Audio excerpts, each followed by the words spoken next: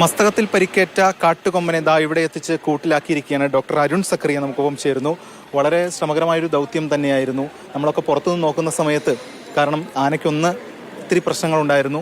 എങ്ങനെയായിരുന്നു ഇതിലൂടെ കടന്നുപോയത്? അല്ല, ഇത് സ്വാഭാവികമായിട്ട് ചെയ്യുന്ന നമ്മളൊരു പ്രോസസ്സാണ്. 10-12 കൊല്ലമായിട്ട് നമ്മൾ ചെയ്യുന്നുണ്ട്. 150 ആനകൾ നമ്മൾ ചെയ്തിട്ടുണ്ട്. ഒരുപാട് ആനകൾ നമ്മൾ രക്ഷിക്കാൻ പറ്റിയിട്ടുണ്ട്, മുറിവുകളൊക്കെ ആയിട്ട്.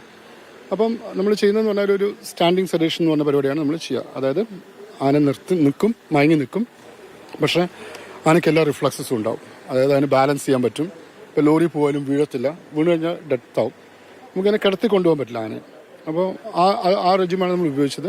അത് വളരെ സക്സസ്ഫുൾ ആയിരുന്നു. പക്ഷേ അതിനിടയ്ക്ക് ഒരു ചെറിയൊരു ഹിച്ച് പറ്റിയെന്ന് പറഞ്ഞാൽ ഒരു വേറൊരു ആന വന്ന് ഇടിച്ചു. ആനമേൽ വീണ് കിടന്നങ്ങ് ഉറങ്ങിപ്പോയി. സെഡേറ്റഡായി. അപ്പോൾ അതുകൊണ്ട് നമുക്ക് വേറെ ഗുണം കിട്ടിയെന്ന് പറഞ്ഞാൽ മുറിവ് നമുക്ക് നന്നായിട്ട് ട്രീറ്റ് ചെയ്യാൻ വേണ്ടി പറ്റും. ഒരു റിസ്ക് എലമെന്റ് ഫേസ് ചെയ്യുന്നവരാണല്ലോ നിങ്ങൾ എടുക്കുന്ന ഒരു റിസ്ക് എന്ന് പറയുന്ന സമാനതകളില്ലാത്തതുമാണ്. അതിനെയൊക്കെ എങ്ങനെയാണ്? അല്ല, ഇത് നമ്മൾ ആലോചിക്കേണ്ടത് ഫ്രീ റേഞ്ചിങ് വൈൽഡ് ലൈഫ്, അതായത് കാട്ടിൽ നമ്മൾ ചെയ്യുമ്പം ആലോചിക്കുക, ഒരു മനുഷ്യൻ്റെ ഒരു സർജറിക്ക് കയറുകയാണെങ്കിൽ അയാളുടെ വെയിറ്റ്, അയാളുടെ ഏജ്, അയാളുടെ മെഡിക്കൽ ഹിസ്റ്ററി, അയാൾക്ക് എന്ത് അലർജി ഉണ്ട്, എല്ലാം നിങ്ങളെ കയ്യിൽ ഡോക്യുമെൻ്റ്. അയാൾക്ക് മുമ്പുള്ള അസുഖങ്ങളെക്കുറിച്ച് നിങ്ങളെ സ്കാന് എല്ലാം ഉണ്ട്. ഞങ്ങൾക്കിതൊന്നുമില്ല. ഞങ്ങൾ ഈ ആനകളെ കാണുന്നത് മാത്രമേ ഉള്ളൂ. അതിനെ കണ്ടിട്ട് വെറും കാഴ്ചയിൽ വെച്ചിട്ട് അസസ് ചെയ്തിട്ടാണ് നമ്മൾ ഈ ഇതിലേക്ക് പോകുന്നത്. ഇത് അനസ്തീഷ്യ പ്രൊസീജിയർ തന്നെയാണ് നമ്മൾ ചെയ്യുന്നത്. ഓക്കെ, അവിടെ ഗ്യാസ് ഉപയോഗിക്കുന്നു, നമ്മൾ ഇഞ്ചക്ഷൻ ഉപയോഗിക്കുന്നു, സെയിം. അപ്പോൾ ഇത് കുറച്ചുകൂടി നമുക്ക് അൺപ്രഡിക്റ്റബിൾ സിറ്റുവേഷൻ ആണ്. ഇവിടെയാണ് നമ്മൾ എക്സ്പീരിയൻസ് ചെയ്ത് നമ്മൾ കാണുമ്പോൾ നമുക്കറിയാം ആനിമലിൻ്റെ കണ്ടീഷൻ എത്രയാണ്, ഇന്ന മരുന്ന് എത്രയാണ് വേണ്ടത്, ഇത് ഉപയോഗിക്കാൻ പാടില്ല, അങ്ങനെ ഇതിലെത്തുകയാണ് ചെയ്യുന്നത്. സോ അതാണ് അതിൻ്റെ റിസ്ക് ഫാക്ടർ എന്ന് പറഞ്ഞു കഴിഞ്ഞാൽ. പിന്നെ ടെറൈൻ ഒരു വലിയ പ്രോബ്ലമാണ്. വളരെ സ്റ്റീപ്പ് ടെറൈനിലൊക്കെ ആണെങ്കിൽ ആനിമൽ മറിഞ്ഞു വീഴാം.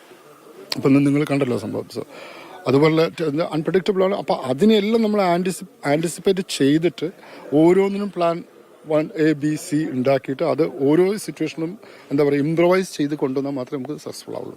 പിന്നെ ഇവിടുത്തെ ഓഫീസേഴ്സ് ഉണ്ട്, ഫീൽഡ് സ്റ്റാഫ് ഉണ്ട്, ട്രാക്കേഴ്സ് ഉണ്ട്, വാച്ചേഴ്സ് ഉണ്ട്, ഞങ്ങളുടെ ഡോക്ടേഴ്സ് ഉണ്ട്. ഇവരെല്ലാവരും കൂടെ ഒരൊറ്റ മനസ്സിൽ വർക്ക് ചെയ്യുമ്പോഴാണ് ഇതിൻ്റെ കൾമിനേഷൻ ആവുന്നത്. അതിജീവനം എങ്ങനെയാണ് താങ്കൾ പ്രെഡിക്റ്റ് ചെയ്യുമ്പോൾ? കാരണം നമ്മളതിന് പ്രോഗ്നോസിസ് എന്ന് പറയും. പ്രോഗ്നോസിസ് നമുക്ക് അത്ര നല്ല പ്രോഗ്നോസിസ് ആണെന്ന് എനിക്ക് തോന്നുന്നില്ല, പക്ഷെ മോശമല്ല. ഓക്കെ, ഏറ്റവും പ്ലസ് പോയിന്റ് തന്നെ ബ്രെയിനിലേക്ക് ഇൻഫെക്ഷൻ കയറിയിട്ടില്ല. അതാണ് നമുക്ക് ഒരു ഏറ്റവും നമുക്ക് കിട്ടിയൊരു ഇതായിട്ടുള്ളത്. കാരണം തന്നെ ട്രങ്ക് പാരാലിസിസ് ഒന്നും വന്നിട്ടില്ല. പക്ഷെ മുറിവ് ആഴത്തുള്ള മുറിവാണ്. അതിൻ്റെ പഴുപ്പും കുറച്ചധികം കൂടുതലാണ്. എന്തായാലും ഡോക്ടർ അരുൺ സക്കറിയാണ് നമുക്കൊപ്പം ചേർന്നത്. ഇതുമായി ബന്ധപ്പെട്ട കാര്യങ്ങളൊപ്പം അദ്ദേഹം ഒരു ദൗത്യത്തിന് പോകുമ്പോൾ എടുക്കുന്ന റിസ്ക് എലമെന്റ്, അതോടൊപ്പമുള്ള കാര്യങ്ങൾ എല്ലാമാണ് അദ്ദേഹം നമ്മളോട്, മാതൃഭൂമി ന്യൂസിനോട് വിശദീകരിച്ചത്. ക്യാമറമാൻ വിജേഷ് പുതുവാശ്ശേരിക്കൊപ്പം എസ് രാഗിൻ, മാതൃഭൂമി ന്യൂസ്, കൊച്ചി.